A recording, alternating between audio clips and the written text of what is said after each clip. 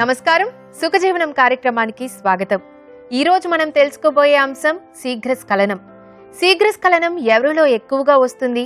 శీఘ్రస్ఖలనం రావడానికి గల కారణాలేంటి? శీఘ్రస్ఖలనం ఉన్నవారికి లైంగిక సామర్థ్యం తగ్గినట్లేనా? ఇలా ఎన్నో ఆసక్తికరమైన విషయాల గురించి తెలియజేయడానికి ఇవాళ మనతో ఉన్నారు డాక్టర్ సమరం గారు.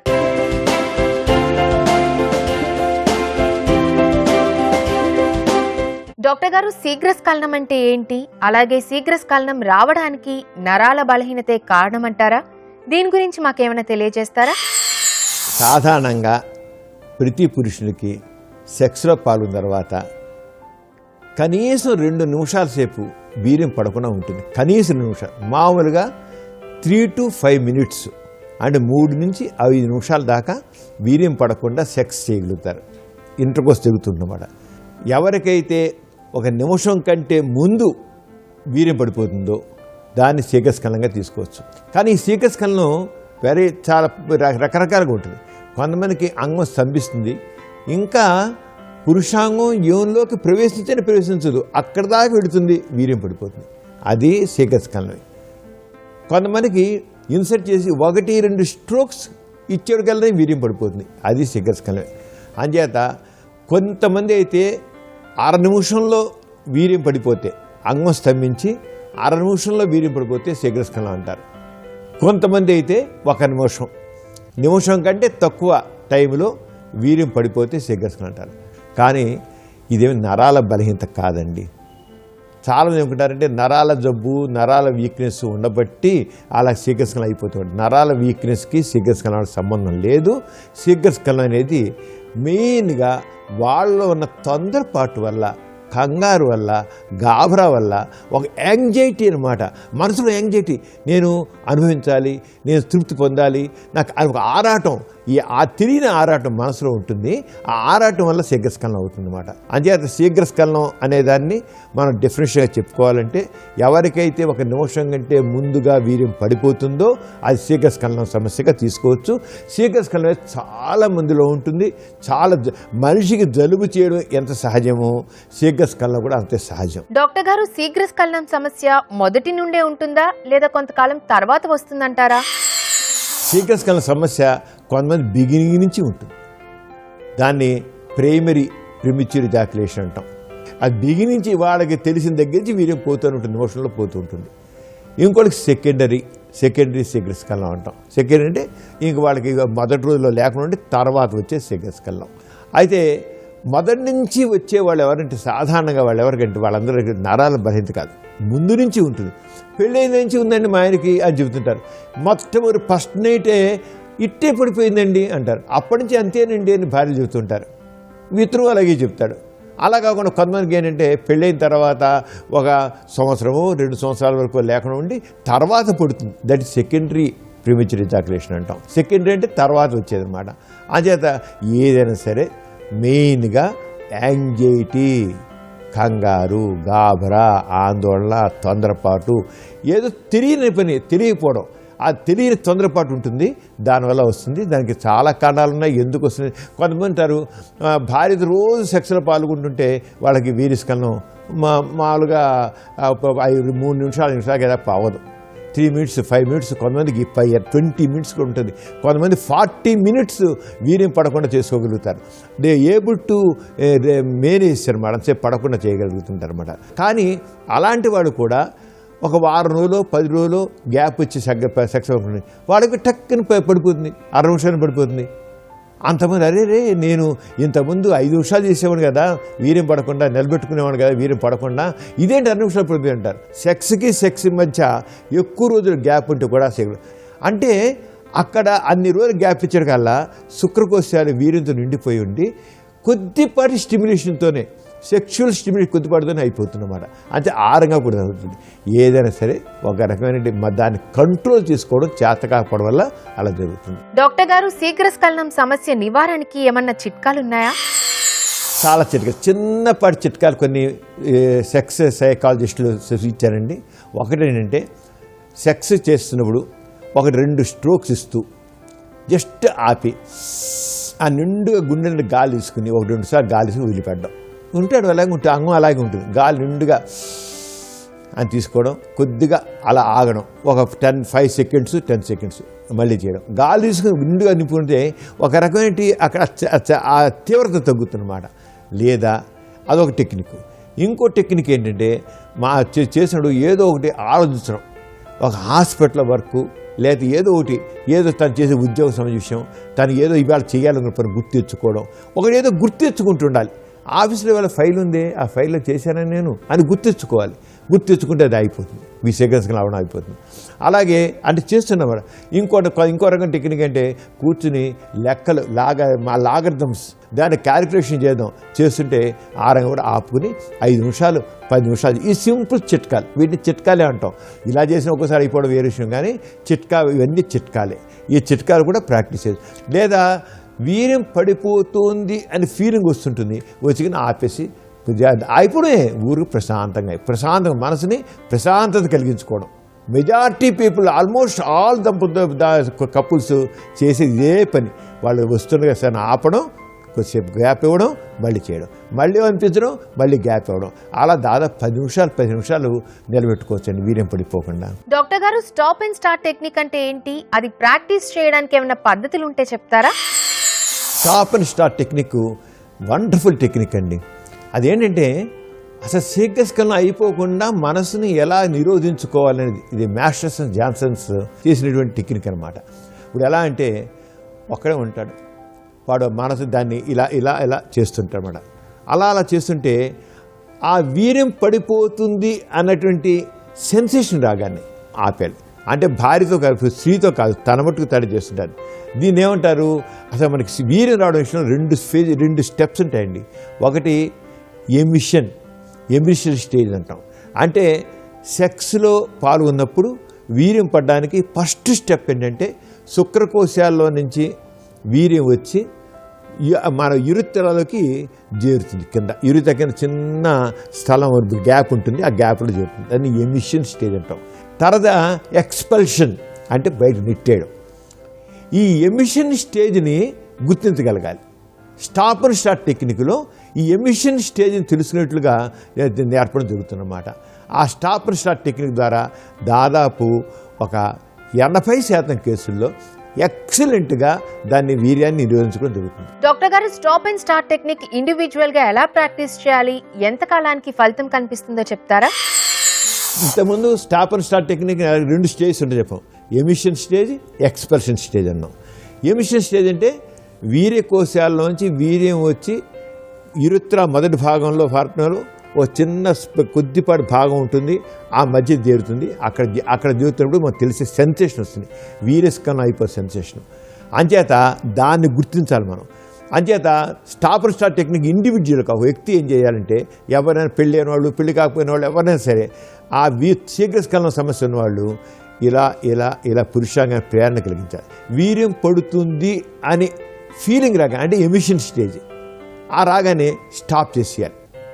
అలాగా ఓ 3 to 5 సెకండ్స్ స్టాప్ చేసేకల్లా ఆ ఫీలింగ్ సబ్సైడ్ అయిపోతుంది. ఈ రకంగా 15 నిమిషాల సేపు చేసిన తర్వాత అప్పుడు సాధారణంగా ఇలా చేస్తుంటే ఒక వారం 10 రోజుల్లో చాలా వరకు బ్రెయిన్కి ఒక రకమైన అభ్యాసం ఎక్సర్సైజ్ అయిపోతుంది. రెండో స్టెప్ ఏంటంటే పురుషాంగం మనకి అంగం గట్టి స్తంభించే ఉంటుంది. ఇంకా గుప్పిడి పట్టి ఆ గుప్పిడిలోకి పురుషాంగాన్ని ప్రవేశపెట్టాలి. ఆ గుప్పిడి ఎలా ఉండాలి? దానికి లోపల నూనె కానీ రాయాలి, నెయ్యి కానీ రాయాలి, లేదా ఆముదంగా రాయాలి, ఏదో రాయాలి. రాసి పెట్టిదంటే ఆ గుప్పిళ్ళలోకి ఆ పురుషాంగం ప్రవేశించిన తర్వాత యోని లోపల ఉన్నట్లు ఫీలింగ్ వస్తుంది అన్నమాట. ఆ ఫీలింగ్ వచ్చిన తర్వాత అలా అక్కడ కూడాను వీర్యం పడిపోకుండా కొద్దిసేపు, అంటే పడిపోయి కొంతమందికి ఎలాంటి విజయనాలో ఉన్నట్లుగా ఫీలింగ్ వస్తుందన్నమాట. ఆ ఫీలింగ్ వచ్చినప్పుడు అప్పుడు దాన్ని అలా చేసి ఇది కూడా 10-15 రోజులు అభ్యాసం. ఒకవేళ మీకు గుప్పిల్లో నూనె కానీ ఏదైనా రాసి పురుషాంగాన్ని ప్రవేశపెట్టుకుని చేసే దాంట్లో ప్రతిసారి వెంటనే అయిపోతుంది అనుకోండి, 15 నిమిషాలు ఉండలేదు అనుకోండి, కంబ్యాక్ మళ్ళీ చేత్తోనే పురుషాంగానికి స్టిమ్యులేషన్ కలిగించడం రావాలి. మళ్ళీ ఏదో 15 రోజులు చేయాలి, మళ్ళీ చేసిన అప్పుడు మళ్ళీ వెళ్ళాలి.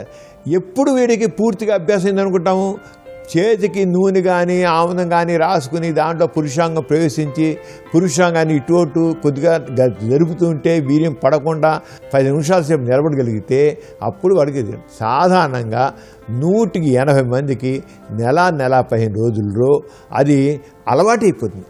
ఏ పని జరగాలన్నా సరే అది హ్యాపీగా మారితేనే జరుగుతుంది. ఆరోగ్యాన్ని శీఘ్రస్ఖలనం అనేది కూడా నిరోధించుకోవడం అనేదాన్ని ఒక హ్యాబిట్గా అలవాటుగా చేసుకుంటే వాళ్ళకి అవ్వకుండా ఉంటుంది. అదే ఇండివిజువల్గా చేసే పని ఈ రంగం stop and start technique. Doctor గారు, స్క్వీజ్ టెక్నిక్ అంటే ఏంటి? దాని గురించి మాకు తెలియజేస్తారా? ఈ స్క్వీజ్ టెక్నిక్ అనేది ఏంటంటే స్త్రీ యొక్క సహకారంతో చేస్తామన్నమాట. స్త్రీ ఏం చేసే ఈ మాట స్త్రీ పురుషు కూర్చుంటే ఆ కాళ్ళు చెప్పేది కూర్చుంటాడు, స్త్రీ ఎదురుగా కూర్చుంటాను, వాళ్ళు ఎదురుగా కూర్చొని ఆమె ఇలా జస్ట్ స్టాప్ అండ్ స్టార్ట్ లాగా ఊపుతుంటుంది. ఎప్పుడైతే వీర్యం పడబోతుంది అనేటికల్లా ఇతను స్టాప్ అంటాడు, అనేటికల్లా వెంటనే స్క్వీజ్ అంటాడు. అనగానే ఆవిడ స్త్రీ ఏం చేస్తుంటే ఫ్రిడ్జ్లో వేరు పెట్టి ఇలా నొక్కుతుంది. ఒక 2 to 5 సెకండ్స్ తొగ్గానే వీర్యం పడిపోయి ఆగుతుంది. ఎలాంటి స్టాప్ అండ్ స్టార్ట్ టెక్నిక్లో ఎమిషన్ స్టేజ్లో మనం అక్కడ ఆపుతున్నామో ఎక్స్ప్రెషన్ లేకుండా ఇక్కడ కూడా ఇలా స్క్వీజ్ టెక్నిక్, ఇది స్త్రీ సహకారంతో చేస్తాం అన్నమాట. డాక్టర్ గారు, ముందుగా ఈ విధంగా అడుగుతున్నారు. డాక్టర్ గారు, నా వయసు 30 సంవత్సరాలు, నాకు ఇంకా పెళ్లి కాలేదు. శృంగార కోరికలు విపరీతంగా ఉంటాయి. ఒక 42 సంవత్సరాల పురుషునితో నాకు పరిచయం ఉంది. అతనితో శృంగారంలో పాల్గొనడం లేదు గాని అంగచూషణ తరచుగా చేస్తుంటాను. ఇప్పటికీ చాలాసార్లు చేశాను. నోట్లో వీర్యం పడిపోతుంది. అప్పుడప్పుడు కామంతో మింగేస్తూ ఉంటాను. ఇలా చేయడం తప్పని తెలుసు కానీ కామం తట్టుకోలేక అలా చేస్తున్నాను. దీనివల్ల నా ఆరోగ్యం చెడిపోతుందా? నన్ను నీచంగా భావించకుండా నా నిస్సహాయతని సానుభూతిగా అర్థం చేసుకుని సైంటిఫిక్ గానే విషయం తెలియజేయగలరా అని అడుగుతున్నారు. వీర్యం నోట్లో పడ్డా, వీర్యాన్ని మింగేసినా ఏమీ నష్టం జరగదు, అనారోగ్యం రాదు. చాలామంది స్త్రీలు అంగచోషణ చేస్తూ ఆ నోట్లో వీర్యం పడ్డాక కొంత ఉమ్మేస్తారు, కొంత మింగేస్తుంటారు. చాలామంది స్త్రీలు చేస్తుంటారు. అలా ఎందుకు ఆ టైంలో ఆ మూడ్లో ది కాంట్ కంట్రోల్, మగవాడు కంట్రోల్ చేసుకోలేదు, స్త్రీ కూడా కంట్రోల్ చేసుకోలేదు, ఎక్సైట్ అయిపోతుంటారు. వాళ్ళ మూడ్ అంత ఎలివేట్ అయిపోయి ఉంటుంది. అలాంటి నోట్లో పడి నీళ్ళు మింగేయచ్చు, ఏమవుతుంది. ఏ రకం అనారోగ్యం వీర్యం వల్ల ఎటువంటి అనారోగ్యం రాదు అంటే నిర్భయంగా దాన్ని మింగేయచ్చు. కొంతమంది నోట్లో పడ్డాక మింగితేనే వాళ్ళు తృప్తి అనిపిస్తుంది, అప్పుడు వాడు పరిపూర్ణంగా ఉంటుంది సెక్స్ సుఖం అంటే మింగడం వల్ల ఎటువంటి నష్టం లేదు. డాక్టర్ గారు, మరొకరు ఈ విధంగా అడుగుతున్నారు. డాక్టర్ గారు, నా వయసు 26 సంవత్సరాలు, ఇంకా పెళ్లి కాలేదు. 4 సంవత్సరాల క్రితం ఒక ఆమెతో లైంగికంగా కలిశాను. ఆమె వేశ్య కాదు. ఆమెతో శృంగారంలో పాల్గొన్నప్పుడు కండోమ్ వాడలేదు. అందువల్ల నాలో ఎయిడ్స్ భయం చోటు చేసుకుంది. నాకు ఏ బాధ లేదు. అయినా ఏమాత్రం కాస్త జ్వరం వచ్చినా, విరోచనాలైనా, తలనొప్పి వచ్చినా, నీరసం అనిపించినా భయంతో వణికిపోతున్నాను. ల్యాబ్కు వెళ్లి HIV టెస్ట్ చేయించుకోవాలంటే భయంగా ఉంటోంది.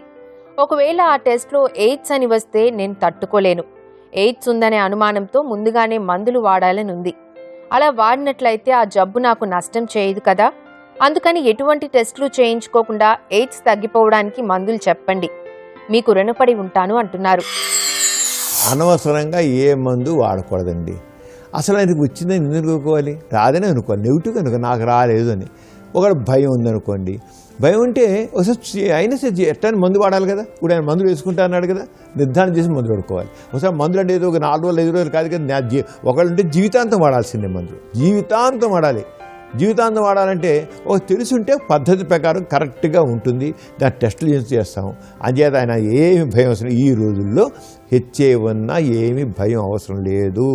అది ముందు తీసుకోవాలి. ఒక బీపీ వచ్చిన వాళ్ళు, షుగర్ వచ్చిన వాళ్ళు ఎలా అయితే ఆరోగ్యంగా ఉంటున్నారో హెచ్ఏ వచ్చిన వాళ్ళు కూడా మందులు పడితే అలాగే ఆరోగ్యంగా ఉంటారు. బట్ కన్ఫర్మేషన్ మాత్రం కావాలి. అంటే తప్పకుండా డాక్టర్ దగ్గరికి చూపించుకొని నిర్ధారణ చేసుకుని మందులు పడి అది ఉండొచ్చు. 99% ఉండదు. అయినా ఒకసారి చూపించుకోవడం మంచిది. డాక్టర్ గారు, ఇంకో ప్రశ్న ఇలా ఉంది. డాక్టర్ గారు, నాకు చెస్ట్ ఆడవారిలాగా ఎత్తుగా ఉంటుంది. నా స్నేహితులు నన్ను ఆట పట్టిస్తున్నారు. వాళ్ళకి జోక్గా ఉంది, కానీ నాకు మాత్రం చాలా దిగులుగా ఉంది. నా చెస్ట్ అందరి మగవాళ్ళలాగా ఉండాలంటే ఏ మందులు వాడాలో చెప్పండి అంటున్నారు. మందుల ద్వారా పెరిగిన చెస్ట్ మగవాడికి తగ్గదండి. దీన్ని గైనకోమెస్టియా అంటారు. దీనికి ఆపరేషన్ ఒక్కటే మార్గం, ఇంకో 2 లేదు.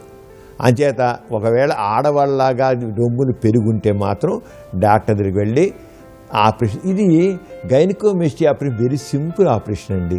సింపుల్గా ఆపరేషన్ చేసి ఏంటి ఏరియాలో అంటాం మన నిప్పులు ఉంటుంది, చనుములు ఉంటాయి, దానికి నల్లగా ఉంటుంది కదా, దాని చుట్టూ చిన్న ఇన్సెషన్లు ఇస్తాం, రౌండ్ అర్ధచంద్రాకారంగా ఇస్తాం. ఇచ్చి దాంట్లోంచి ఈ కొవ్వు బయట లాగేస్తాం.